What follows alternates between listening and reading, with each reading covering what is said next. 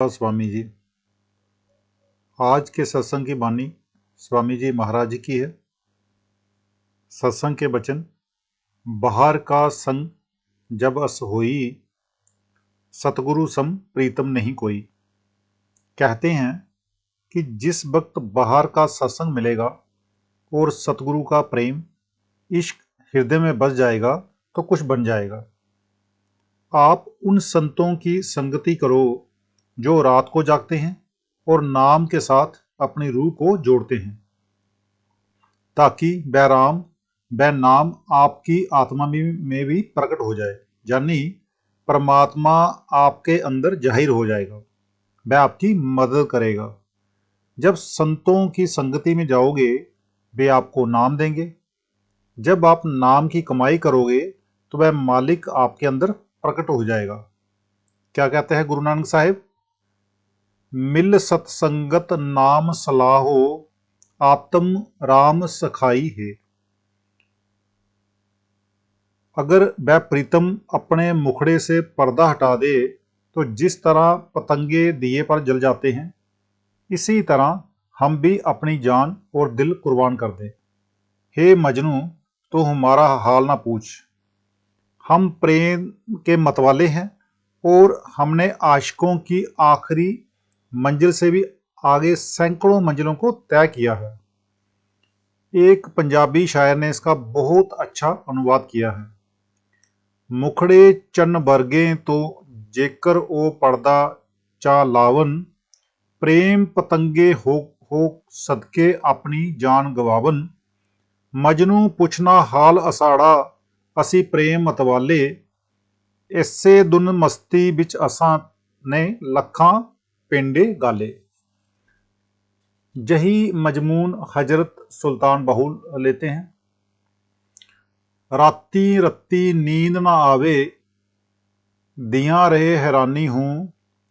आरिफ दी गल आरिफ जाने, क्या जाने नफसानी हूं। कि मुझे अपने प्रीतम के वियोग में रात को 1 मिनट के लिए भी नींद नहीं आती और दिन भी इसी तरह हैरानी में बीत जाता है। प्रेमी प्रेम के मार्ग पर चलता हुआ 1 मिनट के लिए भी आराम नहीं कर सकता। इस मुश्किल या बेआरामी में जो मजा या आराम है वह सिर्फ प्रेम पंथ का दीवाना या गुरुमुख ही जान सकता है, मनमुख नहीं जान सकता। श्री गुरु अर्जुन साहिब कहते हैं, गुरु गुरु गुर कर मन मोर, गुरु बिना मैं नाही होर। कि हे मन, तू गुरु गुरु कर, मुझे गुरु के बगैर और कोई नजर नहीं आता, ना ही उसके बराबर कोई प्यारा है। कितना ऊंचा ख्याल है। तब अंतर का सत्संग धारे, सुरत चढ़े आसमान पुकारे। जिस वक्त इसको सतगुरु के देश स्वरूप के साथ सच्ची प्रीति हो जाती है तो जिस सत्संग के वचन सुनकर उन पर प्रतीति करता है, तभी अमल भी होता है। फिर वह मालिक अंदर का पट खोल देता है और इसकी सुरत शब्द को पकड़कर रूहानी मंजिलों पर चढ़ जाती है। सुखवानी साहिब में भी कहा है, केई कोट मागहे सत्संग, पार ब्रह्म तिन लागा रंग। जिन कऊ होए आप सुप्रसन्न, नानक तेजन सदा दन दन।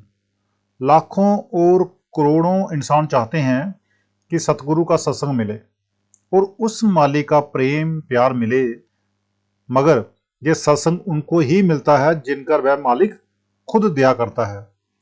जिन पर वह कृपा करे और अंदर का सत्संग दे, उनके बड़े ही ऊंचे भाग्य हैं। जिस वक्त वह सत्संग मिलता है उस वक्त सुरत उस शब्द उनके पीछे पीछे चल पड़ती है। जब मन ही अंदर खड़ा नहीं होता तो रूह ऊपर कैसे चढ़े। जब ये भजन में बैठता है तो वह बाजारों में ले जाता है और स्थानों पर ले जाता है। औरत मर्द रोज शिकायत करते हैं, जी मन नहीं खड़ा होता, इसकी क्या वजह है? गुरु भक्ति पूरी नहीं। गुरु भक्ति किस दुकान से लें? सत्संग से। यानी पहले सत्संग करो, फिर सुरत या रूह को अंदर खड़ा करके गुरु की सेवा करो। इसका नाम गुरु भक्ति है। पाठी बाण सिंह जी कहते हैं, हर सच्चा गुर भक्ति पाइए, सहजे मन बसावनिया। बिन सतगुर भक्ति न होवे, नाम न लगे प्यार, जन नानक नाम आराध्या, गुर के हेत प्यार। जब रूह 9 द्वारों को छोड़कर आंखों के पीछे आती है तो इससे आगे तारामंडल, सूरज मंडल और चंद्रमा मंडल है। जब ये तीनों पार किए तो आगे गुरु खड़ा है। अंदर गुरु के चरणों तक पहुंचना ये गुरु भक्ति है। जब आप पहली जमात पढ़ोगे तभी दूसरी में जाओगे। अगर पहली जमात पास नहीं करोगे तो दूसरी में किस तरह जाओगे? लोग नाम को पकड़ते नहीं, गुरु भक्ति है नहीं, तो फिर मिले क्या? गुरु का असली स्वरूप तो शब्द है। इस दुनिया में गुरु का रूप स्थूल है, सहस दल कंबल में सूक्ष्म है और ब्रह्मा में कारण है। जब पार ब्रह्मा में जाओगे तो वहां गुरु का रूप शब्द है। फिर आगे कहते हैं, बोले अर्श और गरजे गगना, बैठा कुर्सी मन हुआ मगना। अनहद शब्द की दुनकारों से सुरत और मन बन जाते हैं। मन लज्जत का आशिक है। शब्द की लज्जत से बढ़कर और कोई लज्जत है नहीं। जिस तरह दिए को दिया सलाई लगाएं तो वह जलता है, इसी तरह हर एक आदमी के अंदर जोत है, उसको गुरु भक्ति की दिया सलाई के द्वारा जलाना है। हर एक आदमी के अंदर आरती हो रही है। आरती में क्या होता है? एक थाल होता है, उसमें मिठाई होती है। जहां प्रेम, इश्क और वैराग्य की मिठाई हो तो इसका काम पूरा होगा। अब इस मौके पर आकर बड़े बड़े आजीज हो जाते हैं। इंसान को अपना रूप नजर नहीं आता। जो स्थूल शरीर है वह इंसान का रूप नहीं, बल्कि ये मिट्टी है। जो अंदर सूक्ष्म शरीर है वह भी मिट्टी है।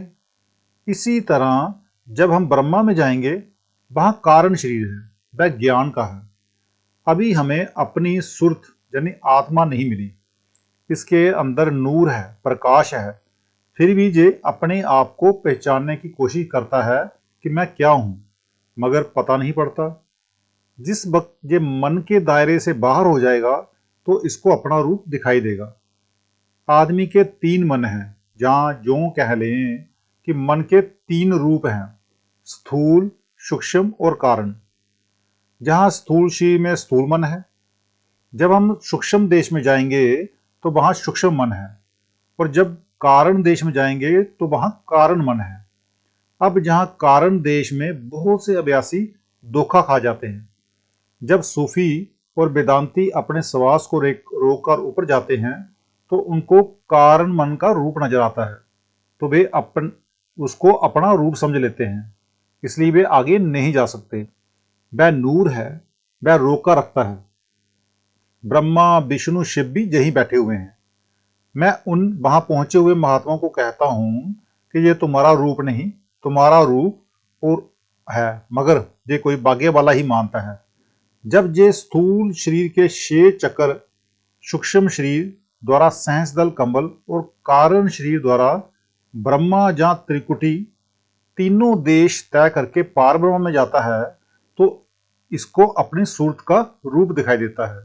वहां ना मन है, ना इंद्रियां हैं और ना ही कोई अनासर या तत्व ही है। वहां इसका अपना नूर 12 सूरज का है। तब ये कहता है कि मैं आत्मा हूं। फिर ये सवाल करता है कि मैं किस समुद्र की बूंद हूं? परमात्मा की। फिर उससे मिलने की कोशिश करता है। सो कहते हैं कि रूह अपने रूप को कब देखती है? जब तीनों शरीर और तीनों मन से पार निकलकर पार ब्रह्मा में पहुंच जाए। जब ये शब्द यानी बांगे इलाही की कमाई करके तीनों मन के घर से निकल जाती है तो इसको अपना रूप नजर आता है। तब इसको कहने का हक है कि मैं आत्मा हूं। लेकिन ये स्थूल शरीर में बैठकर कह देती है कि अहम बरासिम यानी मैं ब्रह्मा हूं।